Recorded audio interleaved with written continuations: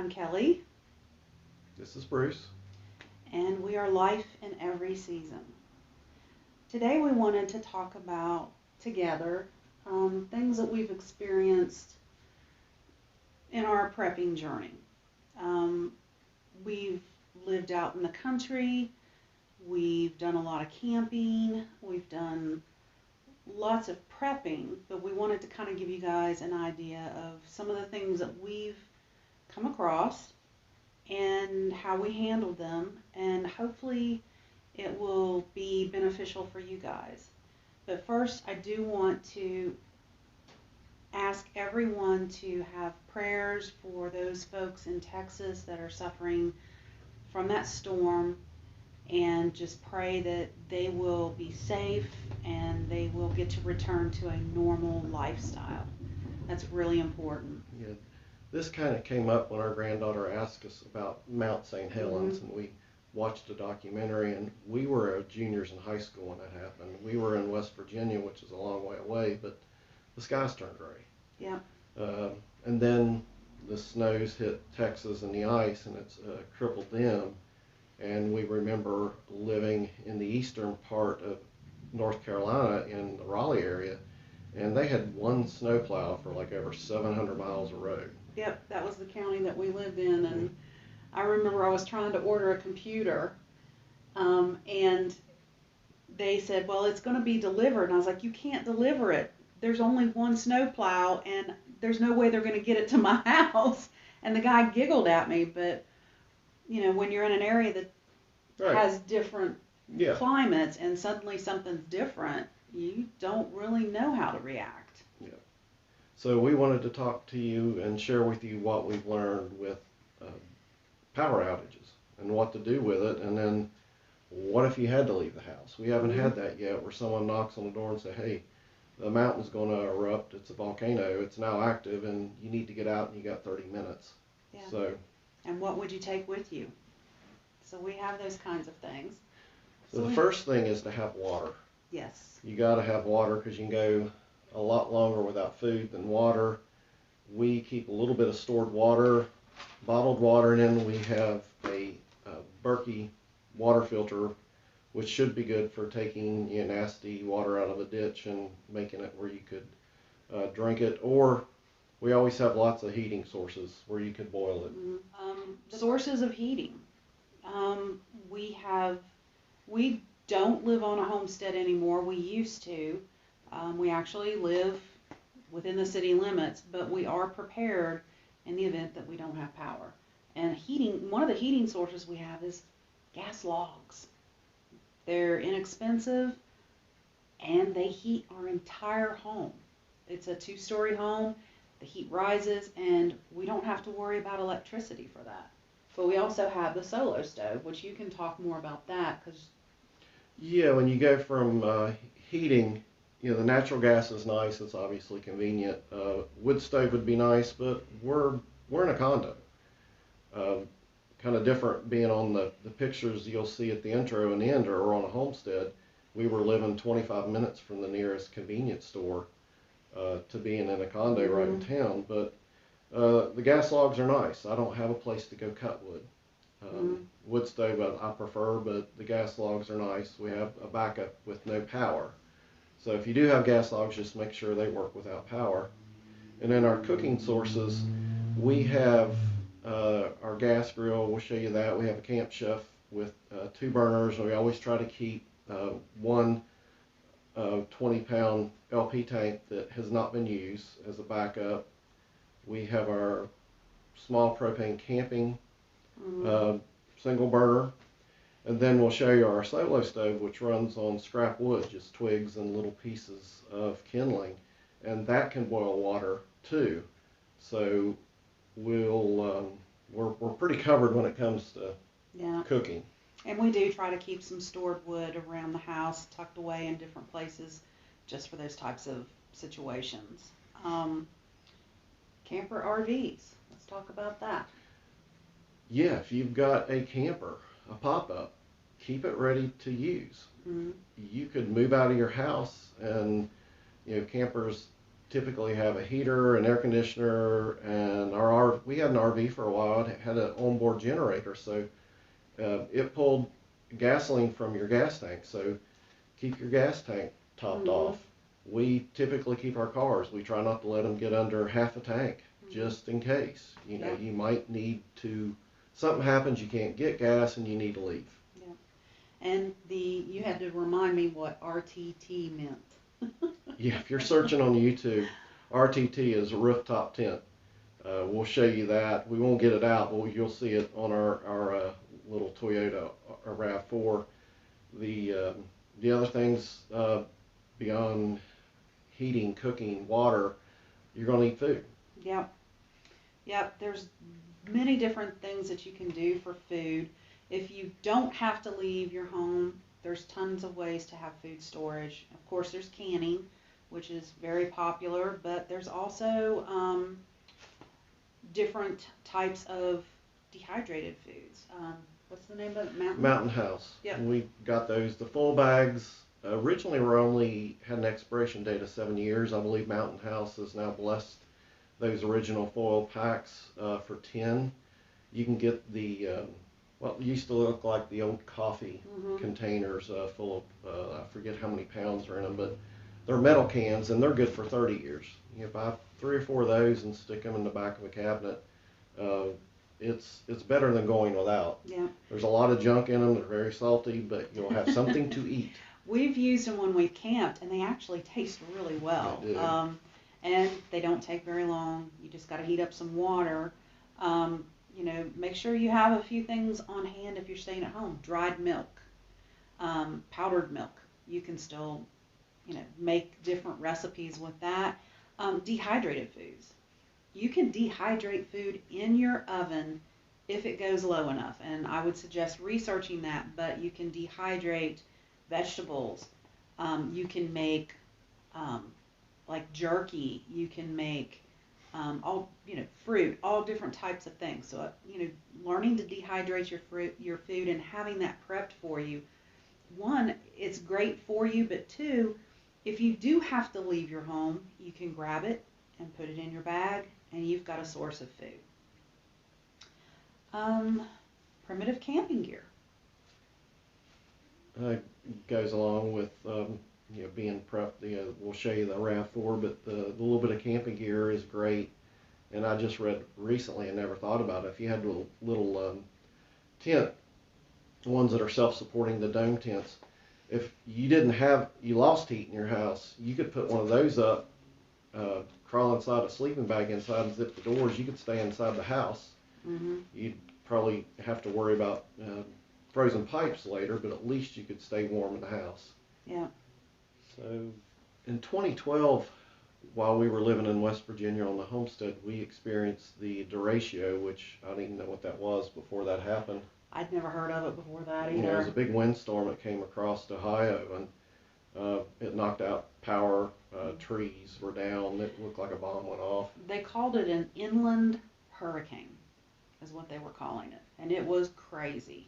We were on the end of an electrical line, and what that means is the electric line has to stop somewhere. As it gets further out of town, it goes toward the end. I also had this as a teenager, that if you're on the end of one, you're the last house to get power. And about 1 or 2 days every quarter, we were without power. And this derecho was, maybe I learned a lot as a teenager, but we were 10 days, I think, without power. And I had a pretty good routine at that time. We had a generator to pump water, and I tried to run the fridge and freezer, but don't do that. That many days, you're feeding so much gasoline, it is not worth keeping that food. If you could cook it, give it away, do something. But I kept my normal routine. I could pump water. To take a shower, I took a solar camping bag. I'll show you. You fill it up with water, and I laid it on the car hood in the sun, and it got warm enough that I could just hang that bag up in my regular shower. I put a hook right above me, and I'd take a shower about 11 o'clock. Yeah. So, the more things you can think of where your life isn't hugely disrupted, the better. Yeah, I agree. Okay. This is the Camp Chef gas grill. Actually, it's 2 burners, and this box is for cooking steaks or chicken. It's actually called a grill box. So that's great. Gives you LP source to cook with. Boil water, grill. So again, we live in a condo. We don't have a lot of room for tons of prepping stuff, but we have room underneath our stairs. So as you can see, we store a lot of stuff in here. We have our mountain bikes, another way to get out if we have to. And in between here, we have our kayak. It is a Lego kayak. It fits together. It's 3 pieces, and it's a tandem kayak, so 2 of us can sit in it. We keep other things stored up here, some extra food, our life vests, and other things like that. But making use of the small spaces in your house, it's a great place to put your prepping, make sure that you have your stuff put together, and use it as efficiently as you possibly can. So this is our Berkey filter. This Berkey filter holds how many gallons of water, Bruce? I think it holds about 3.5. 3.5. And I'll show you the working parts of this if I can. That should have done it. I hope you can see that. There's filters in there.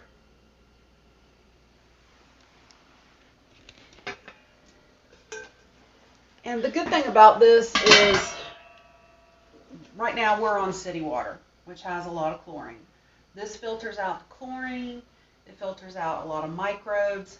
Berkey makes camping filters that you can use to take with you camping, and you can, supposedly you're supposed to be able to take water out of a stream, and the filters will take anything out of it that you are concerned about. But as you can see, it has a nice spout, and we use this for a lot of our cooking. Okay, so yes, we live in a condo. We don't have tons of storage, but we do have a really nice pantry. And this past summer, I was able to do some canning. Got a friend that has a farm. So we have our canned tomatoes. Yes, I have lots of these because every time I come to the store, I buy one just in case. We keep lots of canned food. You can eat canned food without having to heat it up if you really have to. It will still keep you alive. We have some green beans, some homemade marinara, and you can see we have lots of other canned foods, lots of baking supplies. We've got the trusty crock pot, which we really love. It gets used at least once a week, sometimes more. But you can make a lot of space for canned food, prepping food, in a really small space. So again, we're in a condo, but we have closets. We love to camp. We do a lot of biking, camping, getting out because we live in an area that's great for that. This is also great for prepping. So we have lots of things here, and I want to show you a few things. So over here, we keep sleeping bags. You can grab those in a heartbeat if you have to leave quickly. We have a huge water container. We can fill this up in a really quick time, and we use it all the time with camping. We have this great kitchen. It doesn't look like a kitchen, but it is a really great thing. It has pockets in the back that are thermal, so they can keep cold things in it. It has a nice metal top. You can put heavy things on top of it. You can cut things on top of it. Okay. We've got a single burner cook stove. It's great to use. Uses a little propane tank. Then we have our summer shower. Fill this up, put it on the top of your car, on the hood of your car, wherever you want to go. It heats up, and believe me, it gets really warm. You can take a nice warm shower, get cleaned off, and you've not had The sun's out. to do anything. Yeah, as long as the sun is out. And then we also keep... Here, hold this, honey. All right. show this. I thought I had to turn the other way. Okay. Your turn. Okay. So, as I was talking, this is my portable kitchen. It has legs that collapse. It has a zip front with different little compartments that have thermal sides to them so that it stays really warm or cold, whatever you're doing. We keep things in it. This one's basically just to keep cold food in it. But as you can see, we keep some salt, pepper, those types of things in it. We keep a little tiny cast iron skillet, great for cooking everything when you're camping. It's nice. Everything is all together, so when Yep. you get ready to camp, you just keep it ready. Yep. Kitchen utensils. We have one that has all of our camping supplies, dishwashing liquid, paper plates, towels, everything that you could possibly need, glasses, dishes, those types of things. This thing has been a great purchase. I would suggest it to anybody. Like I said, it's collapsible. Also made by Camp Chef. Camp Chef. Great products. We love that. But the nice thing is, it collapses. You can put it in the back of your car in a heartbeat. If you keep it prepped, stocked, you're good to go. Yep. So folks, this is my car. It's my daily driver. I keep my Tepui tent on the top. It's a rooftop tent. So no matter where I go, if we're stranded, we've got a place to sleep. We keep the inside of our car organized. We've got medical kit, baggies, bug spray, gloves, wipes, tie downs, zip ties, a lighter, lots and lots of stuff. We've got a hatchet. Thank you, Bruce. In case we have to cut wood wherever we're at. And I'm going to let Bruce take over so he can show you the inside of my car. Our car. What's nice with the SUVs that have spare tire on the outside of the car, you get all this under storage. Here's our solo stove. This is used for cooking. Mm-hmm. And we also use it as a campfire ambiance because that doesn't take much wood. It just uses scraps. Got extra wood, camping chairs. We've got camping utensils there. There's a knife, a big fork. So a lot of this gear doesn't even have to go into the house, which is nice. And Miss Kelly will say her goodbyes.